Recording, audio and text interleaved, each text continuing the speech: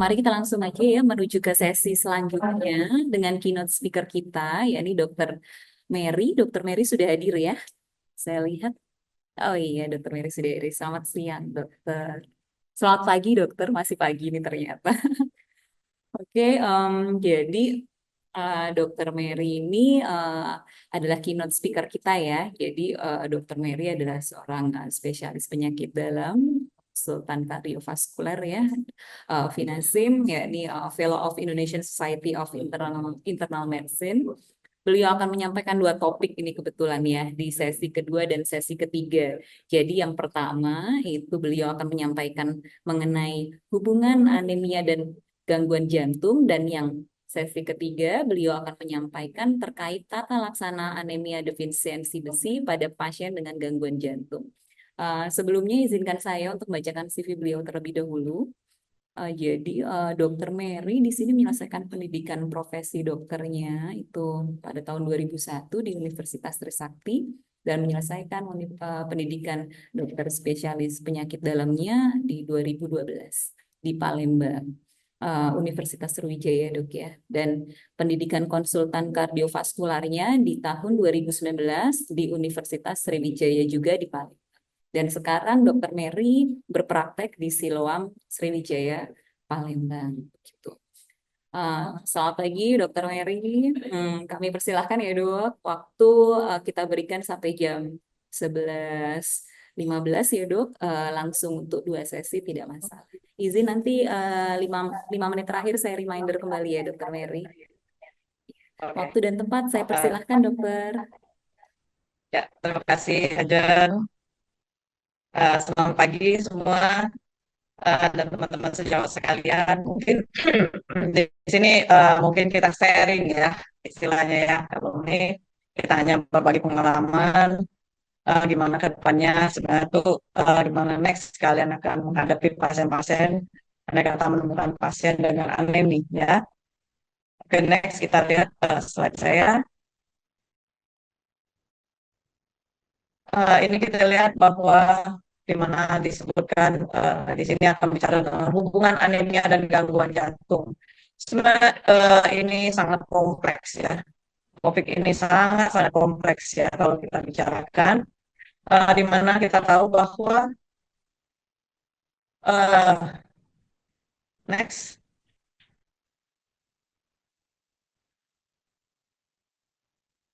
di sini ya kita melihat bahwa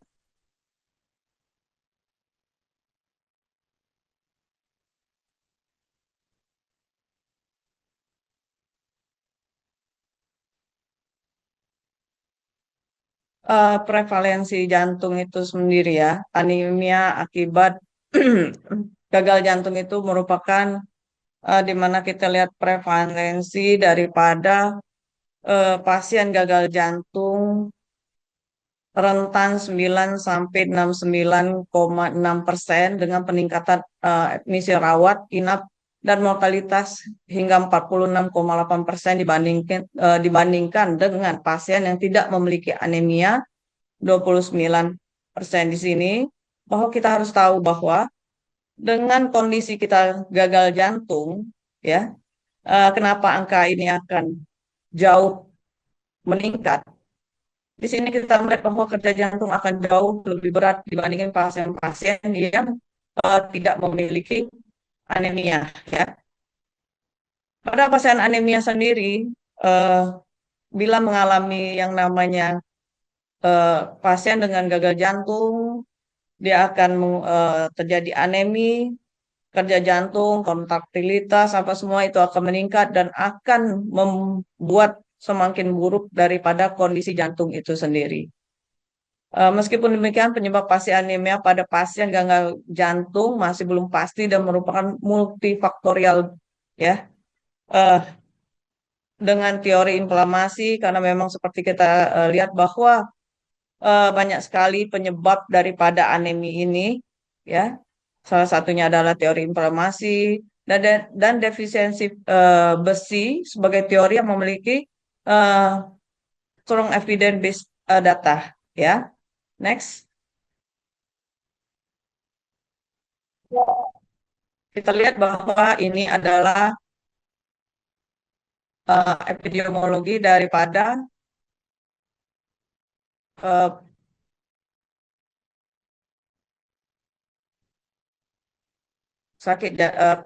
epidemiologi daripada penyakit jantung kronis ya. Di sini kita lihat bahwa seperti yang saya jelaskan sebelumnya, menurut daripada New York Heart Association ya, prevalensi anemia meningkat ya, eh, antara 9 sampai 75%, sedangkan pada pasien eh, dengan CKD, anemia memiliki prevalensi 21 sampai 70% ya. Di sini kita ketahui bahwa sebenarnya ujung dari sana semua daripada penyakit ini, inilah yang kita sebut kardio renal sindrom. Nanti kita bahas di belakang ya. Di mana perbandingan antara gagal jantung yang baru didiagnosis dan gagal jantung kongestif menunjukkan bahwa 17% pasien yang baru didiagnosis gagal jantung mengalami anemia. Ya. Sedangkan pasien dengan gagal jantung kongestif memiliki insidensi yang lebih tinggi dibanding eh, di angka 56%. Ya, ini data yang kita dapat ini ya. Ini kita bicara data di sini bahwa inilah yang kita hadapi next ke depan pada pasien-pasien yang namanya pada pasien kardiorenal sindrom ini, di mana bahwa kardiorenal sindrom itu sendiri merupakan di mana ada kardiorenal sindrom ini sendiri memiliki 5 stage ya. Jadi bukan 5 stage, jadi ada 5 ya. Jadi stage 1 itu jadi salah satu daripada gangguan jadi dari jantung maupun ginjal, dia akan menyebabkan kelainan daripada organ yang lain. Jadi bisa jantung dulu atau dari ginjalnya bisa menyebabkan daripada eh, jantung itu sendiri. Jadi baik dari jantung maupun dari ginjalnya bisa menyebabkan terjadinya eh, gagal jantung ya. Oke, next.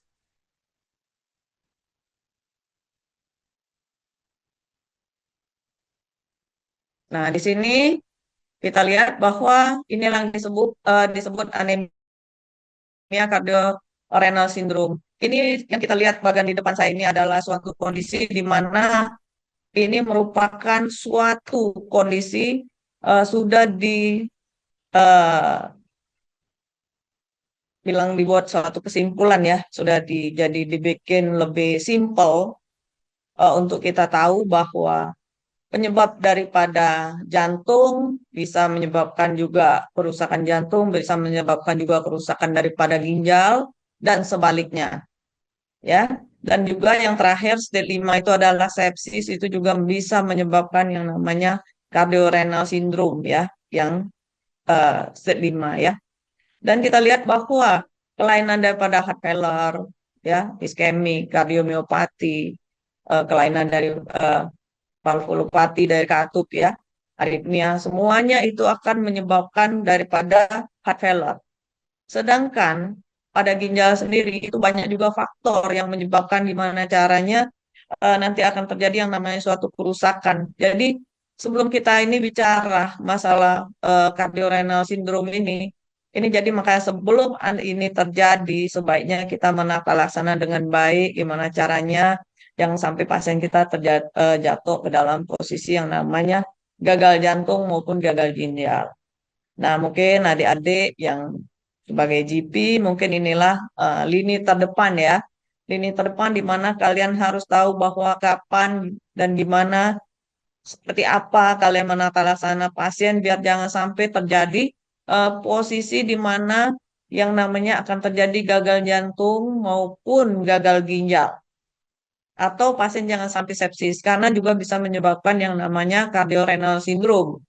Ya, dan di sini kita melihat bahwa dilihat dari panahnya, baik yang merah maupun yang biru, dan akhirnya akan terjadi yang namanya suatu anemi. Ya, pada jantung sendiri, kondisi heart failure ini pasien nanti kita lihat bahwa kan pada terutama geriatri, ya mereka tuh nggak mau makan, ya atau nanti mereka juga gagal jantung itu juga nanti akan terjadi yang namanya kalau udah nggak mau makan karena kalau gagal jantung akan terjadi yang namanya hepatomegali, ya salah satunya yaitu kan tanda daripada Flemmingham, ya di mana dia akan kalau makan sedikit dia terasa mual, ya dan itu juga akan mengganggu daripada asupan makan di mana akhirnya absorpsi maupun intake dari pasien juga akan berkurang, ya jadi di sini akhirnya terjadi sesuatu yang namanya bisa akan terjadi anemia, terjadi suatu proses hemodilusi gimana karena cairan overload. Nah, jadi kalau ada pasien hipertensi atau pasien kencing manis, ya, diabetes, ya, gimana caranya ditata laksana dengan baik? Ya, ini yang paling banyak untuk saat ini yang menyebabkan gagal jantung maupun gagal ginjal, ya. Jadi terjadi hemodialisis pada pasien-pasien di rumah sakit. Kebetulan saya di rumah sakit, ya, kerjanya. Jadi itu sebagian besar pasien dengan CKD maupun gagal jantung itu selain daripada mereka adanya heart attack, ya, ataupun daripada hipertensi, diabetes, ya.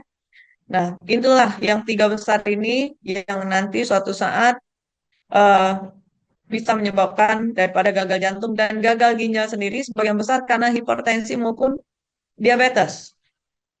Jadi tata laksanalah dengan baik gimana caranya pasien ini jangan sampai yang namanya nanti terjadi kerusakan eh, ginjalnya. Jadi dengan cara apa? Satu, tensinya kalian kontrol dengan baik. Kedua, gulanya dikontrol dengan baik. Dan kita berharap dia tidak akan terjadi kerusakan karena kalau long time kita biarkan hipertensi yang tidak terkontrol, di mana akan terjadi suatu kondisi eh, akan terjadi kronik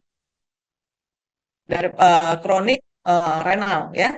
Kronik renal ini ginjalnya menciut. Nah, disinilah akan terjadi suatu saat pasiennya akan mengalami hemodialisa, ya. Dan begitu pun kalau Anda kata hipertensi tidak kita laksana dengan baik, pasien akan terjadi yang namanya hipertrofi dulu jantungnya. Setelah terjadi hipertrofi, next time dia akan terjadi yang namanya suatu akhirnya dilatasi dan akhirnya apa? Pasiennya akan terjadi gagal jantung. Dan gagal jantung ini yang kita takutkan dan di sini nanti semua penyakit akan kita temukan. Jadi gampang sekali pasien ini yang namanya daripada imunitasnya apa semua akan terganggu, ya. Oke, next slide. Nah, di sini mungkin tadi sudah diterangkan oleh Dr. Charlie, ya. Ini bahwa kita lihat bahwa penggunaan inhibitor sistem renin angiotensin aldosterone yang menyebabkan penurunan sintesis daripada eritropoietin dan obat-obat ini juga sering kita gunakan pada pasien-pasien gagal jantung, ya. Output jantung yang rendah bertanggung jawab juga atas hipoperfusi sumsum tulang juga akan memacu yang namanya suatu bisa terjadi anemi. Status inflamasi juga yang menyebabkan resistensi eritropoietin, defisiensi besi, hemodilusi dan juga kehilangan darah, ya, eh, dari gastrointestinal, ya. Jadi kalian akan berpikir kok bisa, ya, gimana bisa kok bisa ada yang namanya kehilangan darah dari gastrointestinal, di mana pada pasien-pasien jantung, gagal jantung bisa terjadi yang namanya atrial fibrilasi dan di sini kami akan memberi yang namanya uh, antiplatelet, ya, ya yang paling sering kita gunakan seperti uh, aspirin gitu, ya. Nah, di situ juga akan bisa menyebabkan yang namanya terjadi perdarahan halus tanpa kita sadarin di uh, lambungnya. Dan ini tanpa kesadarin bahwa akan terjadi yang namanya pasien bisa terjadi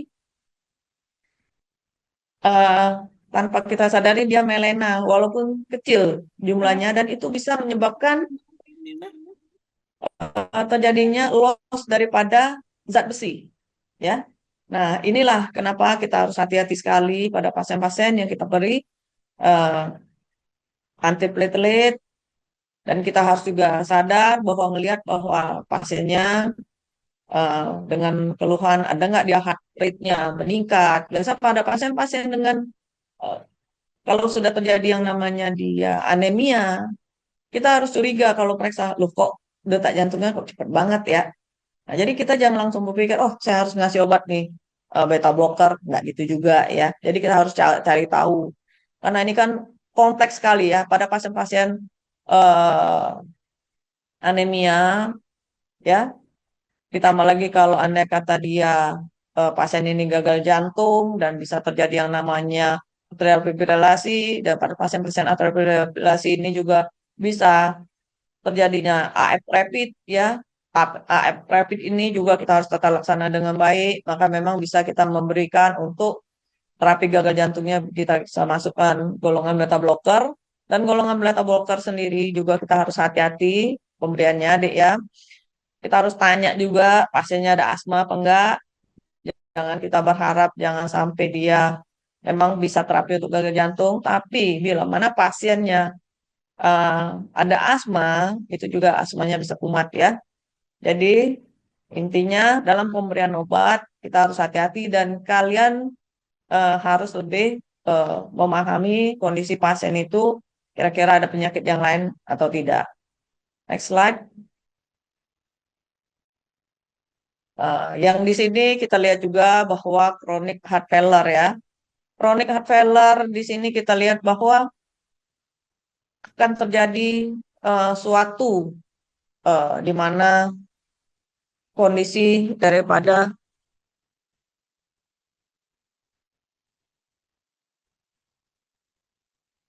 sabar ya slide ini.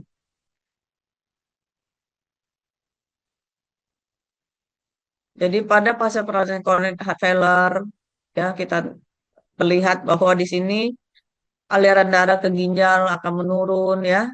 Jadi nanti kalau aliran darah ke ginjal menurun, ini suatu kompensasi dari tubuh kita sendiri bahwa di mana aliran darah ini akan terus-menerus menurun, nanti ginjalnya akan mengecil, nanti produksi kalau andai kata ginjal udah terkena nanti produksi eritropoietin lagi, nanti di mana akan terjadinya pengurangan dari pembuatan sel-sel darah merah, ya. Jadi dan ini akan nanti suatu proses ini di mana akan terjadinya yang namanya anemia. Maka pada pasien-pasien dengan eh, gagal jantung eh, kronis, ya akan terjadi yang namanya bisa gagal ginjal atau nanti bisa juga dia hipertensi pulmonal. Kita lihat mana yang lebih ini, ya. Nah, pada pasien-pasien dengan gagal ginjal kronis, bila kita tidak tata laksana dengan baik, makanya yang terjadi yang namanya cardiorenal syndrome. Dan ini terjadi yang namanya anemia. Jadi memang ada terapi nanti tadi dari Dr. Charlie ya sudah bicarakan bahwa pemberian daripada eh, zat besi ya.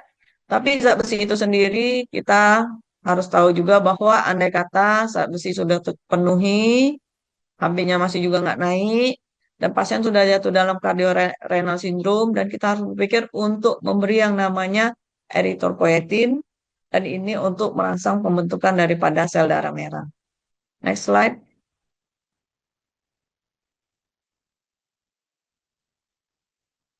Nah, di sini kita lihat bahwa ini juga ya anemia juga pada pasien-pasien dengan cardiorenal syndrome ini salah satu yang juga menyebabkan dia kan peningkatan dari hepcidin level ini juga kalau dia terlalu tinggi ini juga akan ngeblok dia ya. Eh, jadi ngeblok dan ini juga akan terjadinya dia terlalu tinggi juga nggak baik, terlalu rendah juga nggak baik ya hepcidin ini ya.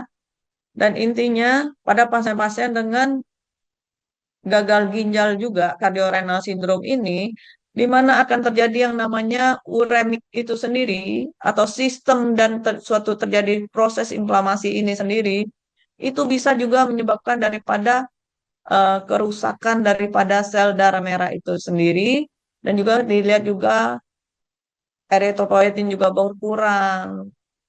Jadi penyerapannya, ya. Jadi kita lihat juga hepsidin ini, ya. Hepsidin itu merupakan, jadi dia tuh hormon peptida yang berfungsi sebagai regulator metabolisme zat besi di dalam tubuh, ya. Hepsidin ini juga selain di ini juga dia dihasilkan oleh di hati, ya. Dan hepsidin ini diekskresikan sendiri oleh tubuh kita sebagai respon terhadap penumpukan zat besi dan peradangan. Nah, secara tidak langsung bisa juga hepsidin ini kalau untuk next sebagai marker untuk bila mana terjadi suatu proses peradangan, ya. Hepsidin ini dia mengikat, mengekspor, dia mengikat dan mengekspor zat besi, ya. Jadi maupun ferroportin sehingga mencegah masuknya zat besi ke dalam plasma. Jadi hepsidin ini juga di mana dia terlalu tinggi juga nggak baik, terlalu rendah juga nggak baik. Jadi ya, kalau bisa dia normal aja. Next slide.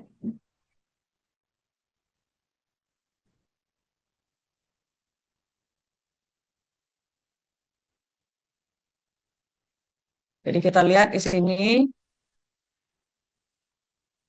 eh, ini dilaporkan dari penelitian bahwa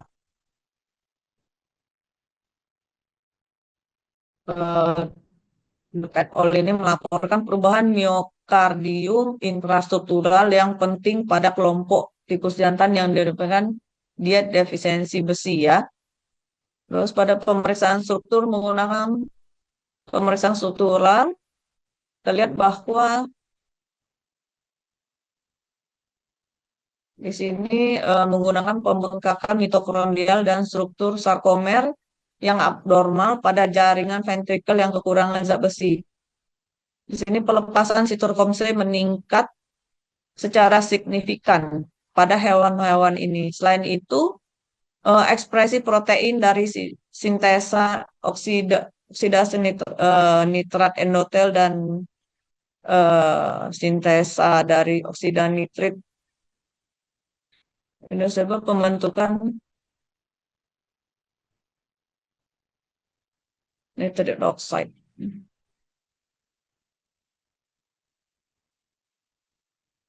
Ya, bahwa ini eh, juga meningkat secara signifikan. Next slide.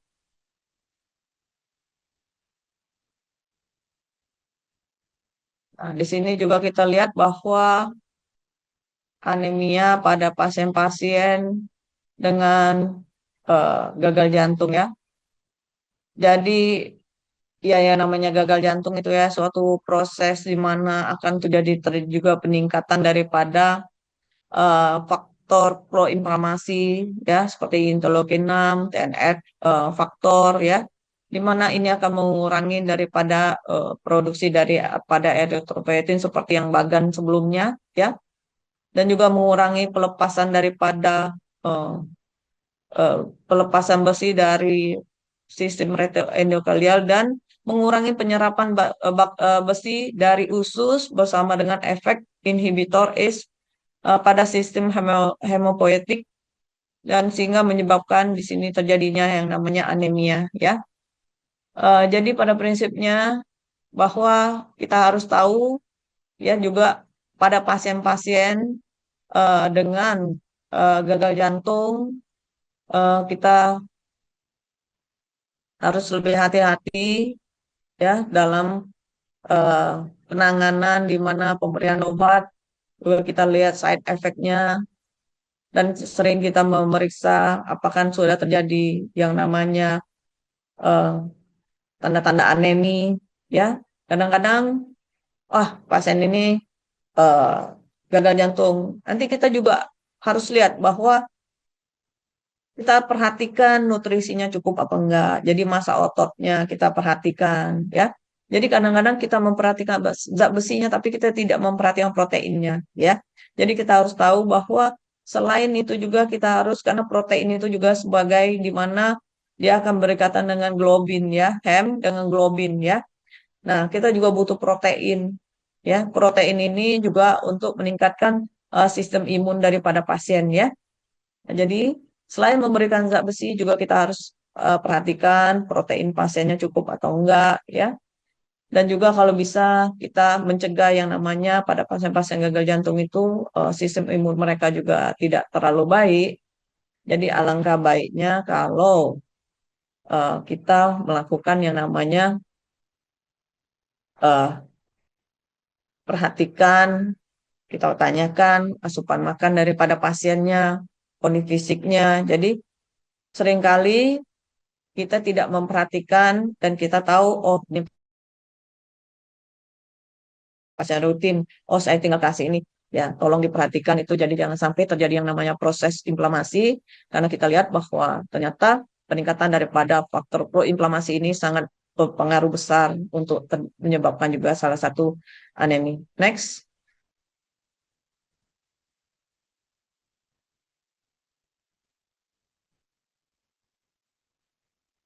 Uh, Juga kita lihat ini ya,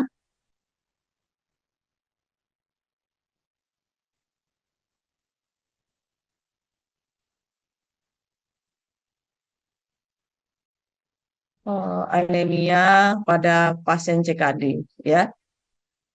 Jadi kita tahu bahwa pasien CKD sendiri ya itu akan cepat atau lambat dia akan terjadi yang namanya suatu eh, anemia ya.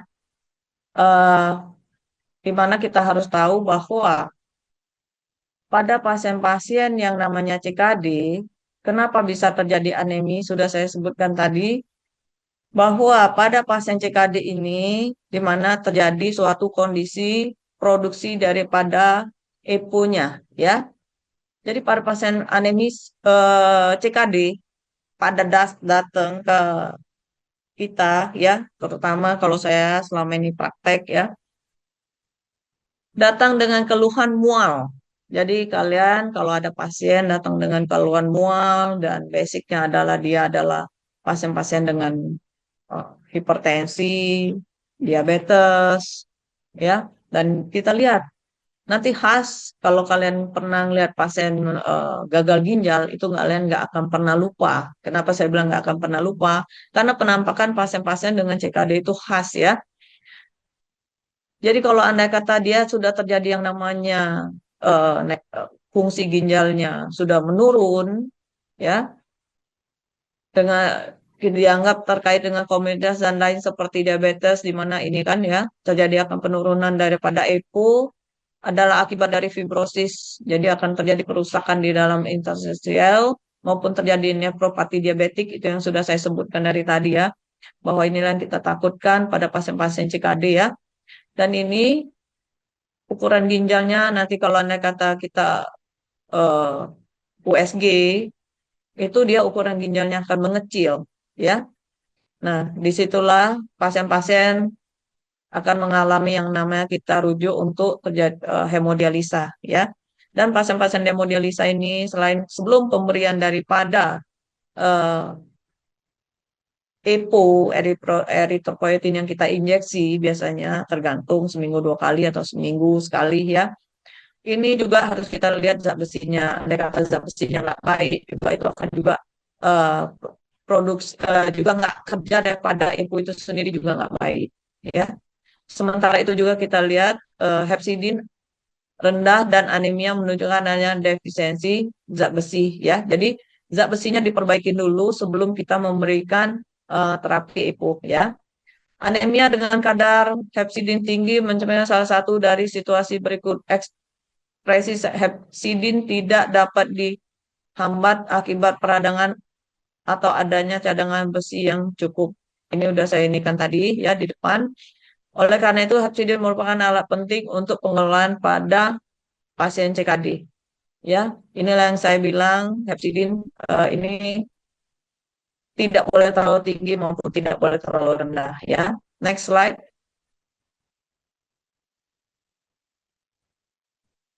Ini sama ya, bahwa kita lihat dari uji ini dari 603 pasien CKD dengan anemia ringan.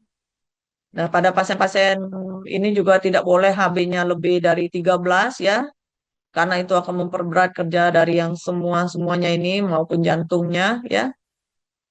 Menunjukkan bahwa efek netral terhadap kejadian peristiwa kardiovaskuler dalam waktu 3 tahun. Dalam uji eh, CORE juga melibatkan 1.432 pasien dengan CKD dan anemia ringan. Sedang ini menunjukkan ya bahwa pada pasien-pasien CKD punya kecenderungan untuk terjadinya yang namanya anemia dan angka kematiannya juga meningkat ya dengan dan peristiwa kardiovaskular juga meningkat karena terjadinya kardiorenal ya, di mana yang sudah saya bilang tadi bahwa penyakit kardiorenal ini bisa karena dari jantungnya dulu atau dari ginjalnya dulu baru ke jantung ya. Terakhir di sini disebutkan juga uji coba trade pada 4.000, ini lebih besar lagi populasinya. Pasien dengan CKD, diabetes mellitus dan anemia ringan hingga sedang, HB kurang dari 11 menunjukkan peningkatan tingkat stroke dan waktu 3 tahun pada kelompok yang menerima darbepoetin ya. Jadi itulah saya bilang ini bahwa terjadi proses inflamasi ini, jadi bisa terjadi stroke. Inflamasi ini tidak jadi bukan hanya yang namanya kita ngelihat, oh ini leukosinya meningkat. Inflamasi yang kita takutkan terjadinya inflamasi di dalam tingkat sel ya, di dalam pembuluh darah itu. Jadi kalau terjadi yang proses inflamasi ini, itu terjadi yang namanya bisa stroke atau bisa juga pasiennya yang kita sebut dia nanti jadi serangan jantung ya. Dan inilah yang kita takutkan bahwa yang paling kita takutkan ada inflamasi itu terjadi di dalam uh, intraseluler. Next slide. Ini kita lihat, kita bisa baca, mungkin juga Dr. Cari udah bicara bahwa definisi daripada anemia defisiensi besi ya. Ini kita lihat bahwa antara laki-laki dan perempuan memang ada perbedaan ya. Jumlah daripada menurut WHO laki-laki 13, perempuan 12, serum ferritin concentrate maupun serum ferritin ya. Jadi pada pasien-pasien yang mungkin kalau andai kata kalau kita meriksa saturasi ferritin lebih mahal ya. Biasa paling sering tuh yang diperiksa ferritin, SITBC sama ferritin ya. Jadi kita juga kalau dalam hal ini biar pasiennya juga nggak terlalu berat ya. Next slide. Nah, juga di sini kita lihat bahwa anemia ini pada gagal jantung. Jadi anemia pada apapun juga, entah dia ini pada gagal jantung, juga kita juga harus lihat bahwa anemia ini kita semakin berat anemi bila kita tidak tata laksana dengan baik. Kita lihat juga anemia gagal jantung itu bisa sistolik, diastolik ya. Jadi ini juga akan memperberat yang namanya kerja daripada jantung ya. Jadi sebaiknya pada pasien-pasien ini kita lihat kalau memang pasiennya gagal jantung, kita lihat. Jadi secara holistik kita harus melihat bahwa benar-benar pasien ini anemi ya. Aneminya dari mana? Apakah dia karena hemodilusinya, karena pasien jantung itu gagal jantung ya. Seringkali mereka datang dengan kita dengan ODIM ya. Jadi saat kita meriksa, saat dia ODIM, nanti HB-nya otomatis dia lebih rendah ya. Kenapa? Ya karena HB-nya kan akan terpengaruh karena cairan terjadi pada suatu proses hemodilusi ya. Nah, jadi tadi juga saya bilang pada pasien-pasien gagal jantung seringkali terjadi yang namanya atrial fibrilasi dan itu ada pemberian yang namanya antiplatelet ya. Itu juga biasanya di adik biasanya saya nggak tahu ya kalau aneh kata di puskesmas kurasa juga kalian berhak memberi antiplatelet atau yang biasanya kami PRB ya yang sudah kami kembalikan itu biasanya ya dan itu biasa meneruskan obat dari kami dan coba dilihat bahwa gimana sih kondisi pasien ini dan dilihat baik-baik. Jadi apakah harus kita sometime periksa feses ya, terus udah gitu juga kita lihat asupan makan ya. Dan juga yang sangat penting kalian juga harus tahu bahwa kalau bisa pasien-pasien gagal jantung juga jangan sering minum teh karena teh itu juga salah satu adalah mengganggu penyerapan daripada zat besi ya. Jadi hal-hal seperti itu, asupan zat besinya kan yang kita tahu bahwa zat besi yang paling baik itu kan dari makanan ya, biasa dari daging merah gitu ya. Cuman yang kita perhitungkan lagi, kita lihat bahwa penyerapannya akan jauh lebih baik daripada sayur yang berwarna hijau. Nah, asupan makan ini juga kita perhatikan. Jadi ya segala sesuatu sebelum kita menuju bahwa ini harus kita kasih pengobatan ya, tapi kita kan nggak selamanya harus kita harus pengobatan gimana caranya jangan sampai dia sampai anemi tapi kita sudah ngedetek dulu ya. Jadi ya mencegah sebelum itu terjadi karena pada pasien-pasien dengan gagal jantung itu penanganan aneminya harus kita lakukan dengan segera karena kalau enggak apalagi kalau sudah HB-nya rendah karena pasien pernah saya dapat dia anemia zat besi ini bisa sampai HB-nya pernah 5 pasien saya karena disuruh makan obat-obatan ya zat besi dia mengeluh memang intinya lambung ya jadi kalau kalian memberi pasien dengan obat-obat vasopressus itu efek sampingnya pasien akan kembung ya kalau dia ada skema dan satu lagi jangan kalian kaget bahwa nanti pasiennya akan mengeluh bahwa dia BAB-nya warnanya hitam ya. Jangan kalian bahwa itu berpikir itu melena, tapi inilah yang harus kita perhatikan bahwa pemberian ini kadang-kadang pemberian obat-obat ini mempunyai juga efek samping. Dan pada pasien-pasien dengan gagal jantung, gimana harus kami ini? Sometimes kami harus transfusi, ya. Tapi dengan kondisi kami juga harus mengurangi prelude-nya dulu biasanya ya. Dan ini juga karena kerja jantungnya akan jauh lebih berat. Andai kata tidak kami tata laksana dengan baik. Dan kami berusaha biar pasien-pasien yang namanya gagal jantung ini kalau bisa jangan sampai dia anemia ya. Next slide. Dan yang ini kita lihat bahwa pemberian daripada parenteral iron in heart failure ya sometimes kita harus memberikan terapi parenteral ya. Dan biasanya kita lihat bahwa terapi parenteral itu memang kami pilih kalau di mana gangguan daripada penyerapan ya. Andai kata dia ada skema atau apa, itu juga kita bisa memberikan per parenteral ya. Dan juga itu juga akan jauh lebih baik dibandingin kalau kami memberi dia per oral. Jadi kalau HB-nya memang sudah mulai turun ya dan pasien tidak bisa mengkonsumsi yang namanya zat besi, biasanya sometimes kami akan memberikan yang obat-obat uh, parenteral, terutama obat-obat zat besi ini ya. Nah mungkin ini juga kita harus perhitungkan sebelum memberi ini kita lihat dulu kondisi pasiennya ya, jangan sembarangan juga kita memberi. Next slide.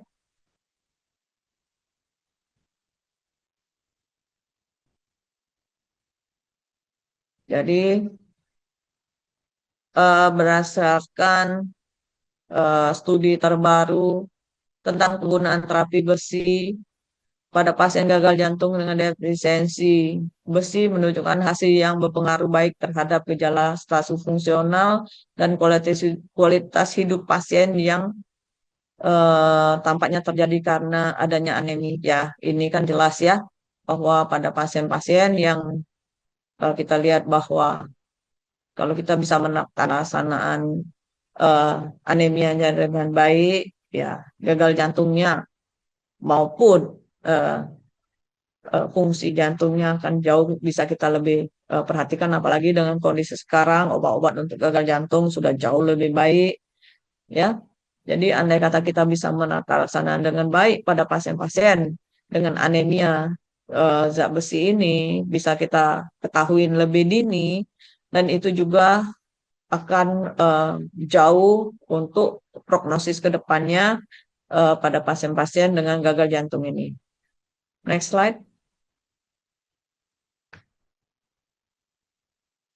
Nah, di sini kita juga melihat bahwa eh, ini erythropoietin lagi ya. Eh, karena erythropoietin dan metabolisme besi diyakini memainkan peran penting dalam patogenesis anemi pada sindrom ya, ini pada cardiorenal syndrome ya.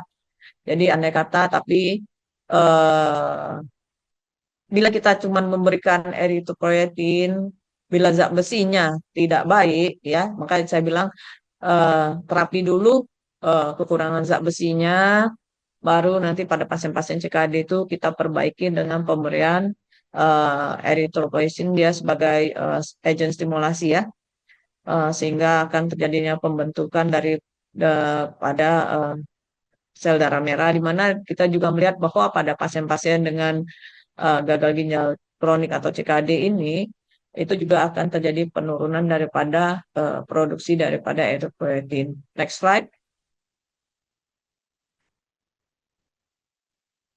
Nah, di sini juga kita melihat bahwa ya, eh, ini juga terjadi yang namanya suatu eh, uji fair ya pada pasien-pasien dengan eh, gagal jantung ini ya. Di sini kita melihat bahwa memang dari mana-mana studi ini menyatakan bahwa zat besi ini memang harus kita eh, bisa menterapi ya secara baik, karena di sini kita melihat bahwa dengan pemberian dengan kita eh, zat besi ini ternyata walaupun kita lihat bahwa cuma zat besi ya, ternyata dampaknya cukup besar. Ini jumlah ininya juga cukup besar ya. Dengan uji FAIR ini ada sekitar 459 pasien ya dengan fungsional kelas NIHA kelas 2 3 ya. Dengan ejection fraction-nya yang terganggu dan defisiensi besi untuk menerima zat besi ini ya secara intravena ya per minggu. Jadi pemberian ini kan ternyata memang kadang-kadang pemberian ini juga jauh lebih baik karena penyerapannya kan kita langsung memberikan intravena ya. Jadi penyerapannya otomatis per oral, di mana butuh penyerapan, nanti gangguan penyerapan, ada kata udah umur kan itu kan juga penyerap mengalami kualitas hidupnya yang jauh lebih baik ya. Next slide.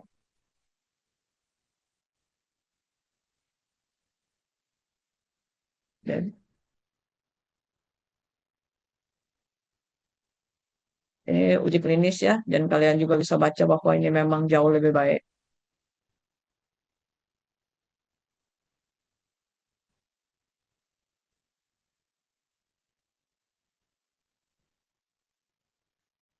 Ini yang slide ini kita lihat bahwa pasien gagal jantung,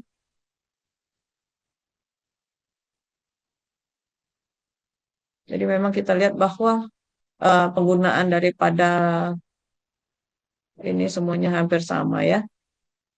Next slide.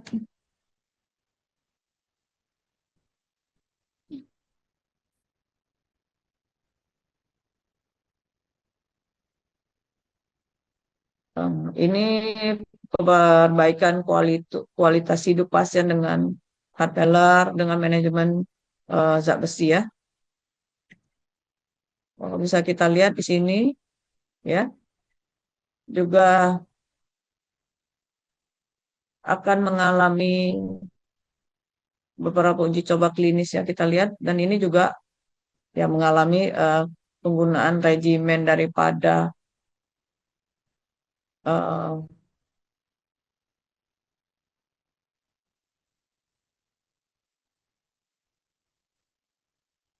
ini next slide.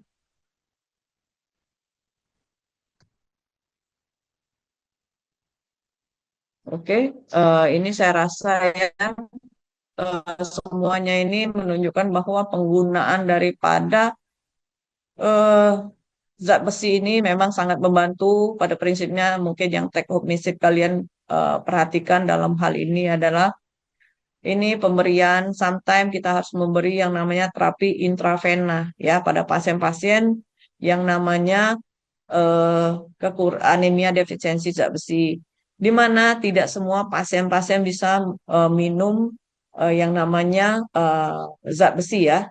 Jadi intinya gimana caranya eh, kalau Anda kata pasiennya tidak bisa menerima oral karena memang efek sampingnya itu mual ya, efek sampingnya mual. Jadi kadang dia juga BAB-nya jadi keras atau pasiennya ada juga wasir ya. Ini juga pengaruhnya besar. Jadi sometimes kita harus memberikan terapi intravena dan itu memang masih ada juga efek mualnya ya pada pasien-pasien dengan gangguan daripada eh, gastritis gitu ya. Itu kita nggak bisa memberi dia per oral ya. Ini juga nanti kendala kalian yang mungkin yang GP ya. Kalau kami di rumah sakit ya kami bisa memberikan parenteral, tapi yang GP ini dan kalian gimana caranya ini juga akan jadi masalah juga buat kalian untuk men-treat ya. Dimana kalau kalian beri pasien-pasien dengan gastritis ini dengan eh, pada gastritis itu sendiri jadi terjadi bocor alus pada pasien-pasien juga yang namanya wasir, hemoroid ini kan juga akan terjadi yang namanya atau dia mensnya terlalu banyak ya. Semua itu membuat kadang-kadang zat besi ini jauh turun ya. Dan disinilah kalian akan ditantang gimana caranya memberi pasien-pasien ini obat dan mereka bisa mengkonsumsinya.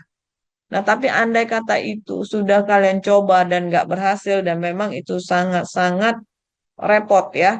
Dan kalau kalian memberikan mungkin daging merah terus, tapi ya kita juga harus berpikir bahwa kolesterol, keterbatasan kalian di lini pertama ini kan juga harus ngecek kolesterol. Nah, coba kolesterol lagi kan ini kan jadi eh, besar sekali ya. Jadi apa maksud tuh masalahnya jadi complicated ya. Nah, jadi disinilah kalian bisa memberi perparenteral. Nah, coba nanti ataukah bisa diusulkan kapan kalian boleh memberi perparenteral ya. Nah, apakah di puskesmas kan itu kan kalau pemberian perparenteral itu biasanya bisa kita lakukan tidak harus dirawat ya.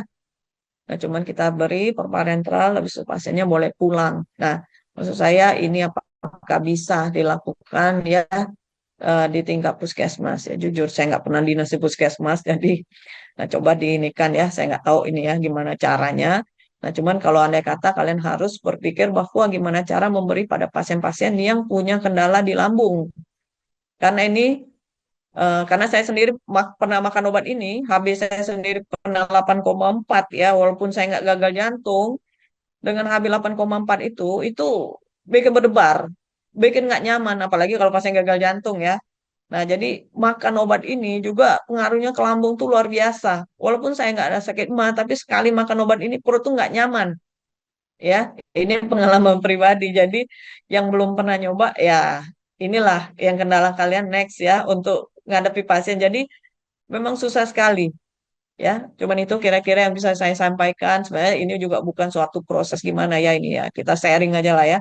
Gimana pentingnya walaupun sepertinya kayaknya ya topik ini nggak berarti, tapi ini cukup memusingkan kepala kalian di puskesmas ya. Dan inilah juga jangan sampai ya pesan saya, intinya ada pasien hipertensi, pasien diabetes, ya cegahlah untuk jangan sampai dia jatuh ke dalam gagal jantung maupun gagal ginjal. Karena dalam gagal jantung maupun gagal ginjal next time dia juga bisa terjadi yang namanya bukan cardiorenal syndrome aja, jadi bisa terjadi yang namanya cardiohepatorenal syndrome. Nah, jadi intinya cegahlah jangan sampai pasien itu jatuh dalam kondisi seperti itu karena pengobatannya luar biasa, harganya juga luar biasa dengan keterbatasan BPJS yang ada ya. Nah, jadi gimana caranya kalian atasin dan harus ya approach ke pasiennya gimana cara memberi pengertian gimana biar pasiennya minum obat secara teratur eh, dan harus ya mau disiplin lah ya. Itu aja yang bisa saya sampaikan. Mungkin untuk adik-adik yang kira-kira yang ada yang bisa saya bantu, saya tanya, ada yang mau nanya ya, silakan aja. Oke, thank you. Baik, terima kasih Dokter Mary atas paparannya ya terkait eh, topik komprehensif ini ya anemia pada pasien jantung, mulai dari deteksi, gejala, terus sampai tata laksana terakhir ini ya. Ya memang kita sebagai tenaga kesehatan memang betul dokter. Jadi yang di paling depan ini terutama FKTP ya itu memang tantangannya banyak ya dok. Tantangan menghadapi pasien itu juga banyak dan besar. Tapi memang yang dapat kita highlight di sini adalah bagaimana agar kita sebelum kita memberikan terapi itu bagaimana kita itu dapat preventif terlebih dahulu. Mungkin itu ya dok. Kalau di FKTP kan kita preventif preventif seperti itu. Jadi sehingga pasien ini ketika sudah kita dapat preventif terlebih dahulu, maka tidak akan masuk ke komplikasi yang lebih buruk gitu ya dok. Jadi memang apabila kita semua bisa mendeteksi dini, apalagi terutama pada anemia anemia pasien dengan gagal jantung, maka prognosis mereka akan lebih baik ya dok, karena kualitas hidupnya juga lebih baik seperti itu. Dok Mary, ini kita langsung ke sesi diskusi tanya jawab aja ya dok ya, karena memang ada beberapa banyak ini pertanyaan ini dok yang harus saya bacakan. Uh, Mungkin kalau ada yang mau raise hand terlebih dahulu, saya beri kesempatan. Tapi apabila tidak, ya kita bacakan saja ya dok ya. Ini pertanyaannya ada yang pertama dari Dokter Irma. Di sini izin bertanya dok, untuk pasien CKD on HD dengan ferritin yang rendah, apakah masih perlu diberikan vitamin penambah darah dan jenis makanan apa saja yang aman untuk dikonsumsi dalam mempertahankan status besi yang adekuat? Begitu dokter. Monggo dipersilahkan dokter Mary. Oke, ya. Itu saya bilang ya, pasien-pasien CKD ya, itu kan biasa mereka, apalagi on HD ya, itu zat besinya harus mereka cukup. Kalau mereka zat besinya nggak cukup, nanti waktu penambahan daripada mereka harusnya disuntik ya, disuntik EPO ya. Nah EPO ini disuntik ada yang seminggu sekali ya. Kadang sometimes kalau mereka HB-nya memang kadang cuma 7 tiap kali mau HD ya. 7 dan kadang-kadang transfusi on HD. Nah, jadi sebelum sampai mereka, kita harus perbaikin. Jadi zat besi ini harus mereka konsumsi. Nah, makanya saya bilang, penyerapan yang terbaik itu adalah daging. Daging itu adalah yang paling baik. Cuman yang jadi masalah nanti kolesterol lagi ya. Jadi makanya saya bilang ini akan terlalu ya saling kait nih. Nah, kalau makan sayur, sayur hijau terutama ya. Nah, sayur-sayur hijau itu sebenarnya tuh ya kadang masyarakat awam ya.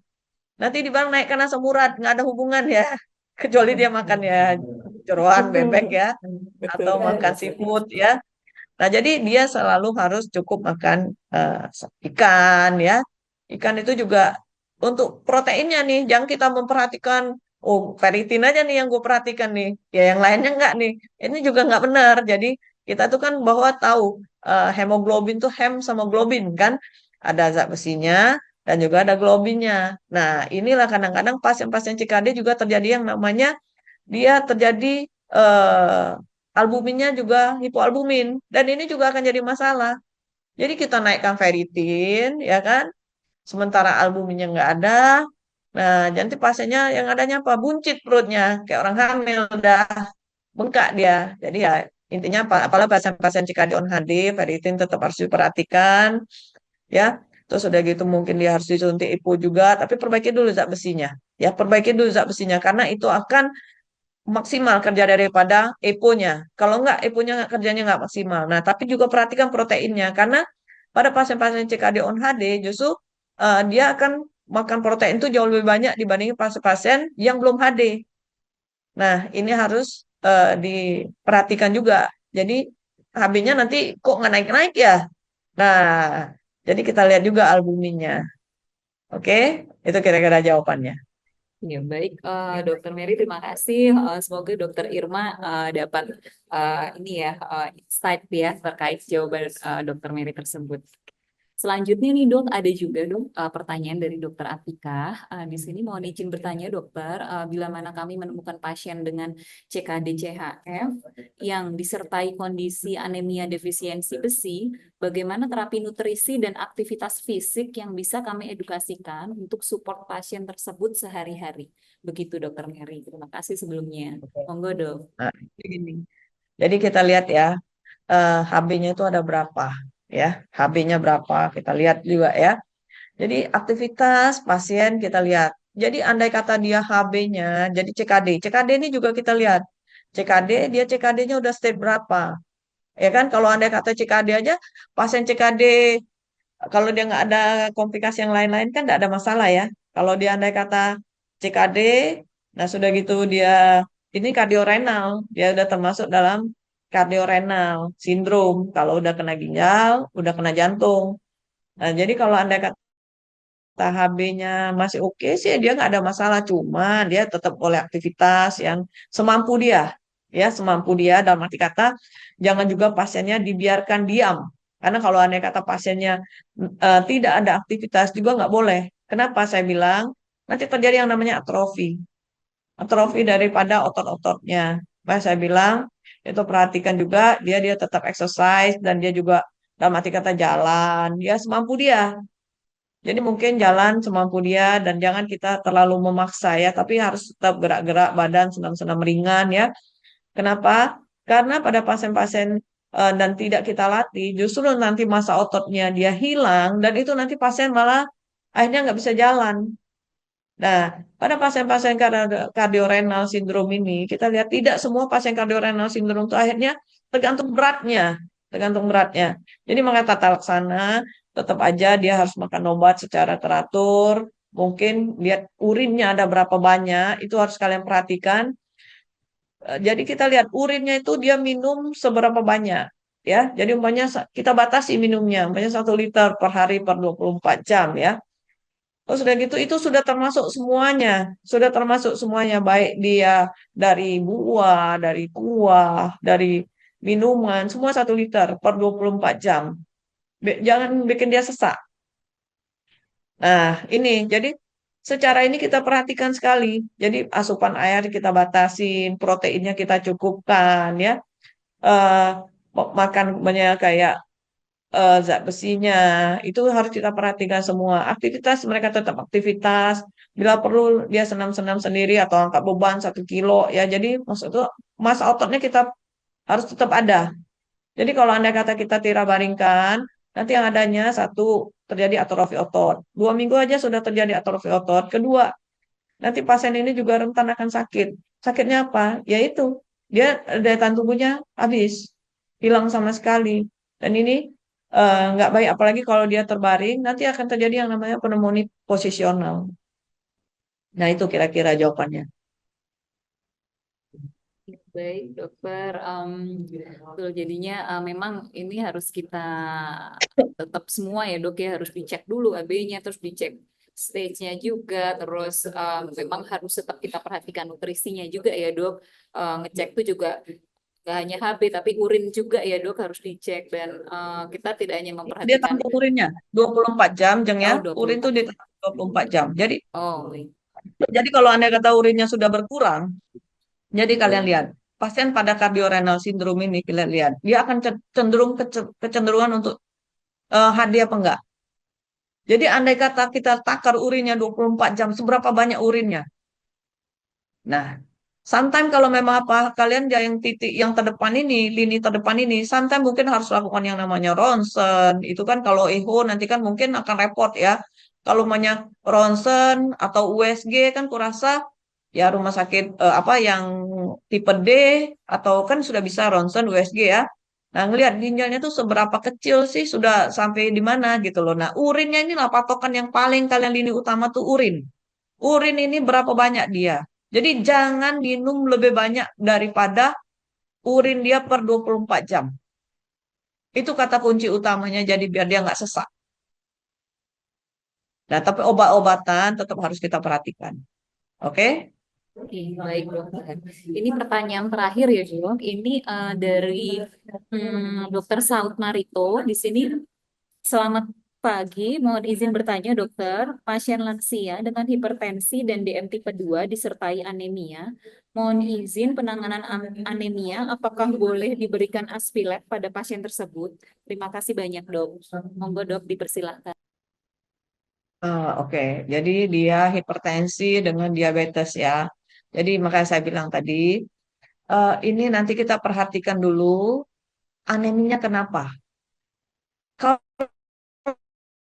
Kalau andai kata dia tidak ada masalah dengan lambungnya, ya, dan pemberian Aspilat ini juga kita juga harus tahu kapan kita harus memberi ya. Nah, apakah semua pasien dengan kencing manis atau hipertensi harus kita beri Aspilat? Nah, ini juga harus kalian ini kan Mohon maaf dokter, ini agak tersendat-sendat dokter. Mungkin ada gangguan dokter, agak nah, tersendat-sendat. state ini jadi makanya saya bilang ini nih complicated. Jadi eh, udah jelas? Oke, jelas? Sudah dokter Udah sekarang, jelas, Jeng? sudah sekarang dok, sudah. Oke, oke.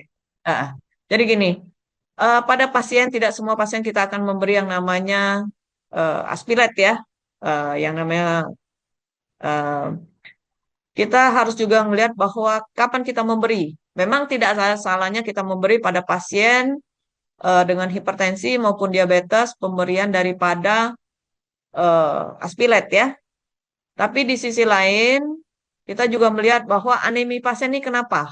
Kalau andai kata tidak ada hubungan dengan yang namanya dia andai kata suatu proses perdarahan, baik perdarahan mikro maupun makro, kayak mikro tuh perdarahan yang seperti banyak kalau dia ada wasir, itu kan perdarahan tuh, itu kita nggak boleh kasih. Atau dia ada suatu yang gastritis, ya gastritis erosif, itu dia nggak boleh kasih. Karena untuk orang tua, apalagi lansia, geriatri, ini sangat-sangat benar-benar butuh, ya kita harus benar-benar perhatikan baik-baik. Kenapa?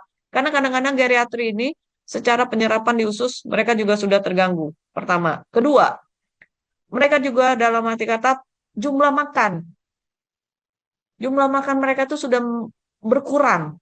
Jadi faktor jenis makanan yang harus mereka makan tuh juga harus kita perhatikan baik-baik. Jadi dalam arti kata dia cukup nggak makan proteinnya, ya kan? Kita lihat cukup nggak dia makan zat besinya dalam arti kata sayur hijau, ya. Dan dia jangan dikasih minum teh karena itu juga teh ini juga salah satu yang mempengaruhi penyerapan zat besi ya. Terus sudah gitu satu lagi, pada lansia jangan dikasih minum manis atau dia terlalu banyak nyemil. Karena lansia ini kalau dia sudah ngemil seperti kita anak-anak. Anak-anak ini andai kata kita memberi mereka makan yang asupan karbo yang berlebihan seperti minum manis, permen, mereka nggak mau makan. Sama juga. Nanti pada lansia kalau kita beri mereka minum manis atau dia sudah ngemil, jangan harap dia makan. Nah, kira-kira seperti itu. Jadi, boleh memberi aspirat, boleh. Kalau ditanya saya, boleh. Tapi sebelum ini berhubung enggak, ada pendarahan enggak? Nah, itu yang harus kalian jelas. Oke? Iya baik dokter, berarti memang kita harus ngecek keseluruhan ya dok ya, apakah ada penyakit-penyakit tertentu lain yang, Anamnesis aja. Ya, anamnesis saja, Jeng. oh ya, Anamnesis, ya. iya baik Ada dok. nggak? Jadi itu aja. Kata kuncinya anamnesis saja. Kalau pemberian no problem. Ya, untuk preventif ya. Untuk preventif next time mungkin jangan sampai stroke ya. Nah, oke, no problem. Cuman ya harus kalian menggalinya karena saya rasa lini pertama ini agak repotnya pasnya banyak masalahnya. Ada waktu nggak? Ini yang Betul jadi sekali masalah. dok. Iya betul. Terima kasih banyak dokter. Ini seru banget ya memang ya. Kita kalau ngomongin anemia tuh kayaknya nggak lama ya. Apa terlalu sebentar ya dok. Waktu Oke, 1 jam itu aduh kurang sekali. Tapi ya berhubung ini kita keterbatasan waktu dokter Mary. Terima kasih banyak. Ini paparannya sangat bagus. Mungkin next time kita bisa membahas lebih lanjut ya dok ya. Seperti ada kesempatan lebih lanjut. Terima kasih ya dok.